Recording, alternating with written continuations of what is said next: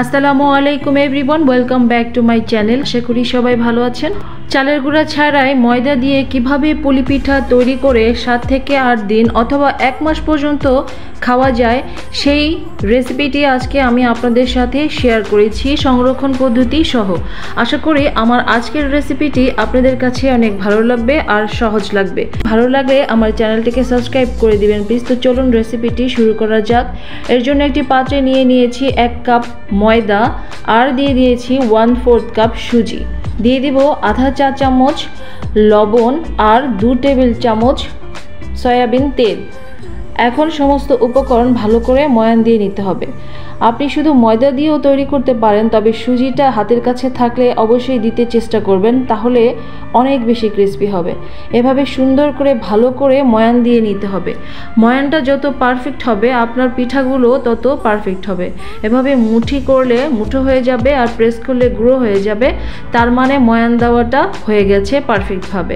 এখন আমি আধা কাপ পানি নিয়েছি। এখন অল্প অল্প করে পানি দিয়ে গুলে নেব। আপনার একটু বেশি কম পানি লাগতে পারে, এর জন্য অল্প অল্প করে পানি দিয়ে গুলে নিতে হবে।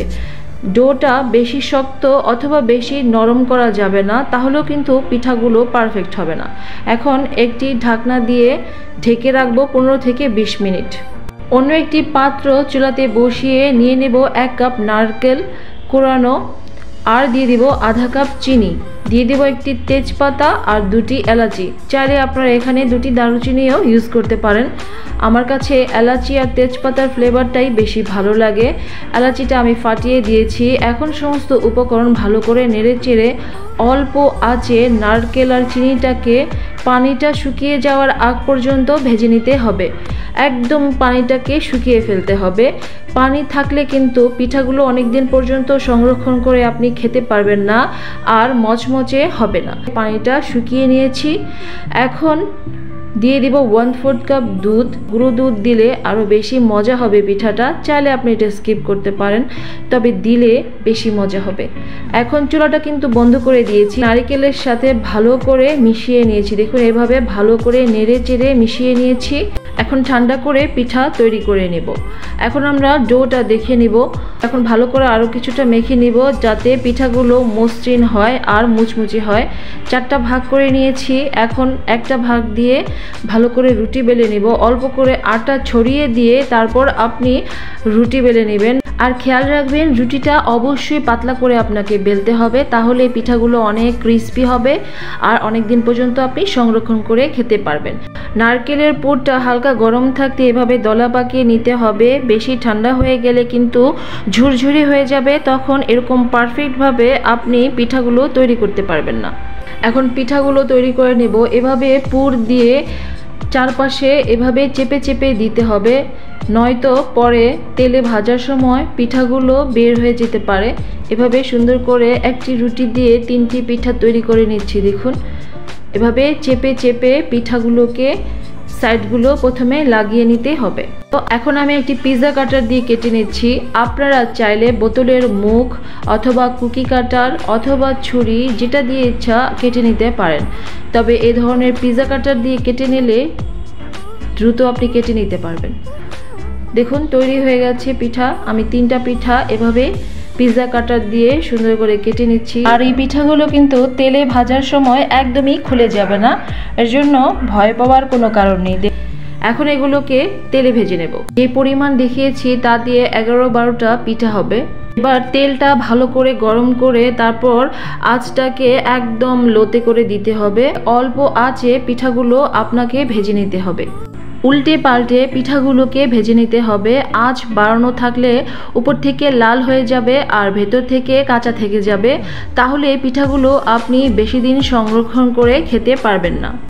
সুন্দর করে বাদামি করে এখন সময় নিয়ে পিঠাগুলোকে ভেজে নেব। আমার পিঠাগুলো পারফেক্টভাবে ভাজা হয়ে গেছে। দেখুন উপর থেকে ক্রিস্পি আর ভিতর থেকে পারফেক্টভাবে পিঠাগুলো ভাজা হয়ে গেছে। এখন আমি এগুলোকে তেল থেকে তুলে নেব। একটা ঝাঁঝরিতে তুলে নেব যাতে এক্সট্রা তেলগুলো চলে যায়। এভাবে সবগুলো পিঠা ভেজে নেব। সবগুলো পিঠা ভাজা হয়ে গেছে। এখন একটি প্লেটে পরিবেশন করে দিয়েছি। দেখুন কত সুপার ক্রিস্পি আর মুচমুচে পুলি পিঠা তৈরি হয়ে গেছে। পিঠাগুলো অনেক গরম, তারপরেও আমি আপনাদেরকে দেখিয়ে দিচ্ছি। দেখুন কত ক্রিস্পি আর ভেতর থেকে পুরে ঠাসা পিঠা তৈরি হয়ে গেছে। পিঠাগুলো শুধু দেখতেই সুন্দর না, খেতেও কিন্তু ভীষণ মজা, ভীষণ মজা।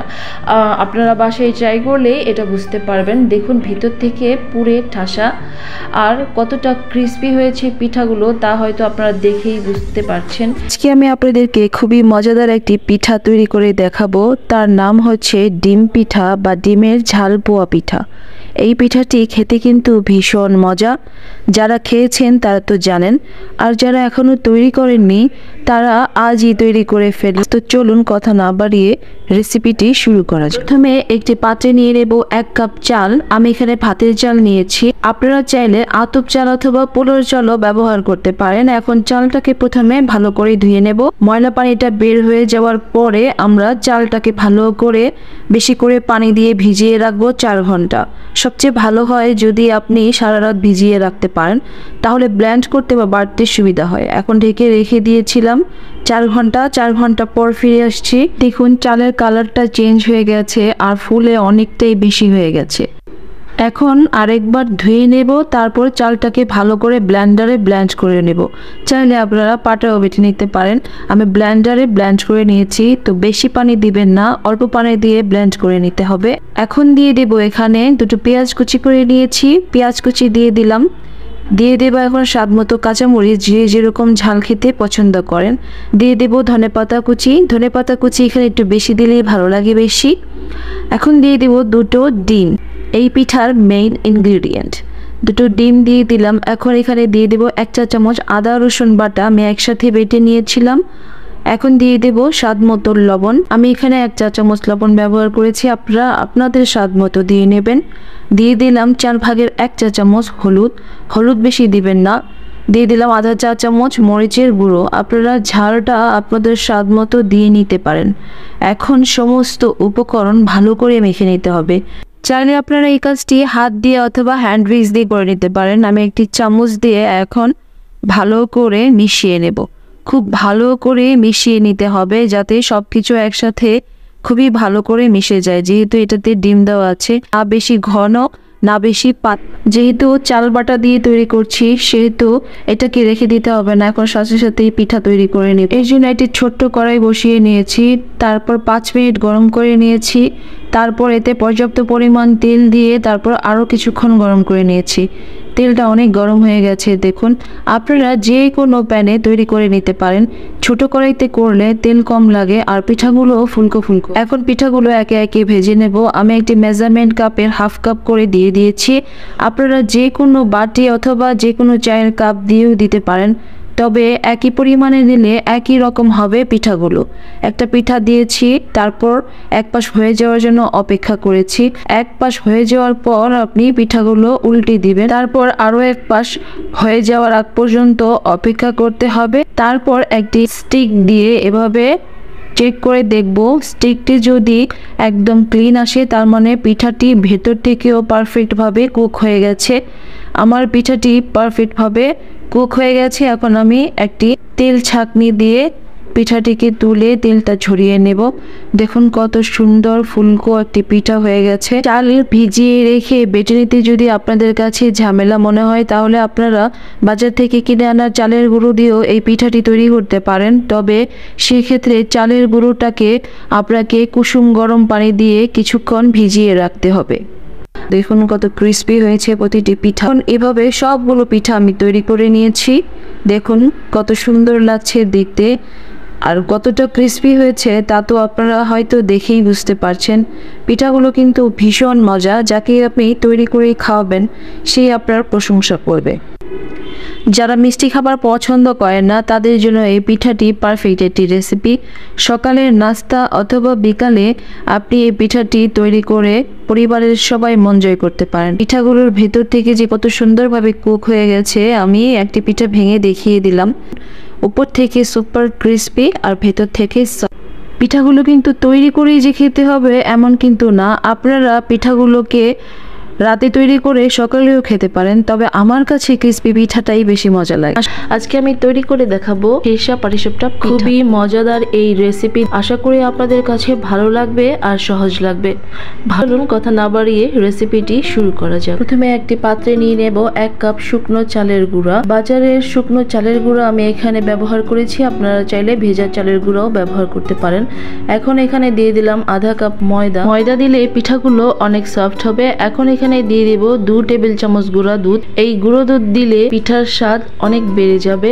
এখন দিয়ে দিলাম 2 টেবিল চামচ চিনি। চিনিটা আপনারা স্বাদ মতো বাড়িয়ে কমিয়ে দিতে পারেন। এখন এখানে অ্যাড করব সামান্য লবণ। এখন সমস্ত শুকনো উপকরণ আমি ভালো করে এভাবে নেড়ে মিশিয়ে নেব। তারপর এখানে কুসুম গরম পানি অল্প অল্প করে দিয়ে মিশিয়ে নেব। যেহেতু আমি শুকনো চালের গুঁড়া ব্যবহার করেছি, সেহেতু আমি হালকা কুসুম গরম পানি দিয়ে ব্যাটারটা তৈরি করে। আর পানি কিন্তু একবারে বেশি করে দেওয়া যাবে না, অল্প অল্প করে পানি দিতে হবে। আর এভাবে সুন্দর করে মসৃণ করে একটা ব্যাটার তৈরি করে নিতে হবে। শুকনো চালের গুঁড়ো দিয়ে করছি, তাই ভালো করে ফেটে নিতে হবে 5 মিনিটের মতো। খুব ভালো হয় যদি আপনি 1 মিনিট যে কোনো ব্লেন্ডারে ব্লেন্ড করে নেন, তাহলে 1 মিনিট ব্লেন্ড করে নিলেই হবে, এর বেশি ব্লেন্ড করার কোনো প্রয়োজন নেই। এখন এটাকে ঢেকে রেখে দিব 20 মিনিটের জন্য। এখন দারুণ মজাদার খিরসাটা তৈরি করে নেব। এর জন্য একটি প্যানে নিয়ে নিয়েছি 1 কাপ লিকুইড দুধ আর 1 কাপ গুঁড়ো দুধ। লিকুইড দুধটা আগে আমি জাল করে ঠান্ডা করে রেখেছিলাম। দিয়ে দিব সামান্য পরিমাণ লবণ, আর দিয়ে দিব এখানে 3টি এলাচি, 1 টেবিল চামচ সুজি আর 1 টেবিল চামচ চালের গুঁড়ো। হাতের কাছে না থাকলে শুধু চালের গুঁড়ো 2 টেবিল চামচ, বা শুধু ময়দা 2 টেবিল চামচ, বা শুধু সুজি 2 টেবিল চামচ, যে কোনো একটা আপনারা এখানে ব্যবহার করতে পারেন। আর 3টা এলাচি দিয়ে দিয়েছি, চাইলে আপনারা এলাচির গুঁড়ো এখানে ব্যবহার করতে পারেন। দিয়ে দিব 2 টেবিল চামচ। আমি এখানে গুড় ইউজ করব, তাই 2 টেবিল চামচ চিনি আর 4 টেবিল চামচ বা আপনাদের স্বাদ মতো গুড় আপনারা দিয়ে নিতে পারেন দিয়ে দিব। চাইলে আপনারা শুধু চিনি দিয়েও তৈরি করে নিতে পারেন। আর এখন দিয়ে দিব নারকেল কোড়ানো। এটা অপশনাল, হাতের কাছে থাকলে দিতে পারেন, আর না থাকলে এটা বাদ দিলেও কোনোই সমস্যা নেই। এখন সমস্ত উপকরণ ভালো করে একটা হ্যান্ড উইক্স দিয়ে মিশিয়ে নেব। খুব ভালো করে মিশিয়ে নিতে হবে যাতে সমস্ত উপকরণ ভালো করে মিশে যায়। চুলার হিটটা একদম লোতে রেখে শুরু থেকে শেষ পর্যন্ত নেড়ে ঘন একটি খিরসা তৈরি করে নিতে হবে। খুব দ্রুতই কিন্তু খিরসাটা তৈরি হয়ে যাবে। আপনাকে শুধু অনবরত নেড়ে চেড়ে দিতে হবে, তাহলে নিচে লেগে যাওয়ার আর কোনো ভয় থাকবে না। দেখুন খিরসাটা কিন্তু অলমোস্ট তৈরি হয়ে গেছে। এখন এই অবস্থায় কিন্তু ঘন ঘন নাড়তে হবে, নাড়া বন্ধ করে দিলে কিন্তু নিচে লেগে যেতে পারে। আমার খিরসাটি তৈরি হয়ে গেছে। এখন এখানে অ্যাড করে দেব 1 টেবিল চামচ ঘি। ঘিটা দিলে সুন্দর একটি স্মেল আসবে আর অনেক মসৃণ হবে এই খিরসা। চাইলে আপনারা ঘিটা বাদও দিতে পারেন, তবে ঘিটা দিয়ে দেখবেন খিরসার স্বাদ আরো ডাবল হয়ে যাবে। ঘিটা দিয়ে নেড়ে চেড়ে তারপর চুলাটাকে বন্ধ করে দেব, কারণ ঠান্ডা হলে কিন্তু এটা আরো জমে যাবে। এখন চুলাটা বন্ধ করে দিয়ে ঠান্ডা করে নিব। এখন চলুন দেখি আমাদের ব্যাটারের কি অবস্থা।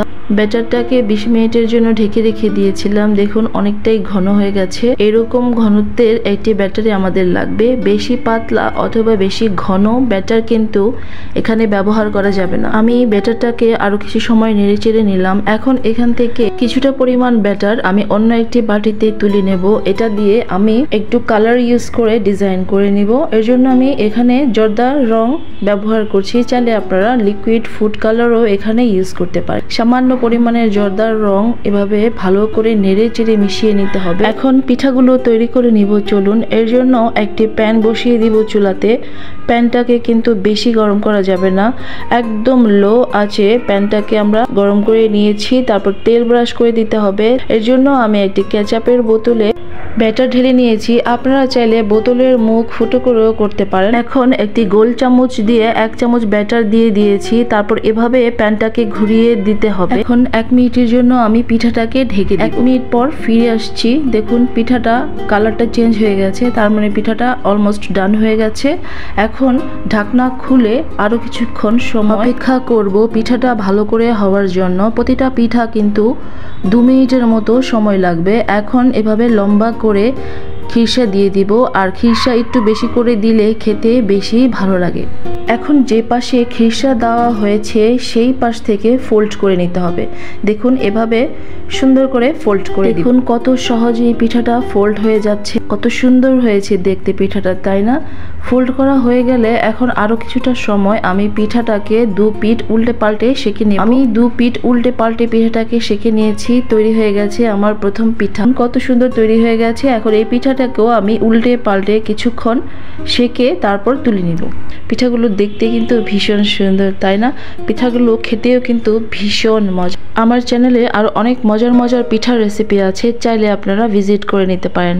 আশা করি নিরাশ হবেন না। তবে এখন একটি পিঠা ভেঙে আমি দেখিয়ে দিলাম। দেখুন ভিতর থেকে খিরসার পুরে ঠাসা দারুণ মজাদার পিঠা তৈরি হয়ে গেছে। আজকে আমি আপনাদেরকে তৈরি করে দেখাবো ঘরে থাকা মাত্র একটি ডিম আর আটা দিয়ে দারুণ মজাদার পিঠার রেসিপি। তো চলুন কথা না বাড়িয়ে রেসিপিটি শুরু করা যাক। এর জন্য একটি পাত্রে নিয়ে নেব রুম টেম্পারেচারে থাকা একটি ডিম। ফ্রিজে থাকলে আধা ঘন্টা আগে আপনি ডিমটি বের করে নেবেন। নিয়ে নেব আটা। এখানে আপনি চাইলে ময়দাও ব্যবহার করতে পারেন, তো ঘরে থাকা আটা দিয়ে আজকে তৈরি করে দেখাবো। নিয়ে নিলাম 1.5 কাপ আটা দিয়েছি। দিয়ে দেব সামান্য পরিমাণ লবণ। লবণটা আপনি আপনার পরিমাণ মতো দিয়ে নেবেন। দিয়ে দেব আধা চা চামচ বেকিং পাউডার। এটা কিন্তু বেকিং পাউডার, বেকিং সোডা না।